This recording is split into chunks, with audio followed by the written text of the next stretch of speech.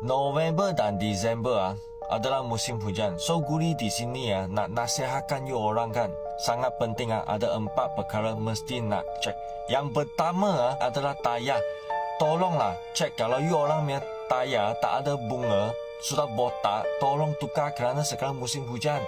Jalan raya sangat licin, so sangat senang aksiden kerana tak dapat brake atau itu kereta pun susah nak kawal. Yang kedua, sebelum Guri bagi tahu tolong save dan kongsikan kepada kawan-kawan dan saudara mara dulu, okey? Wiper.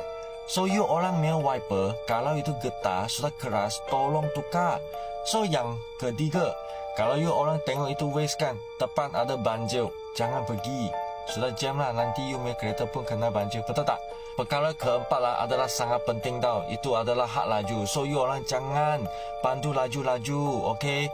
Kerana sangat bahaya punya. Walaupun you orang kerja masa, tolonglah walaupun lewat janji sampai dengan selamat So you orang tolonglah dengar Guri punya nasihat. Okey, bye.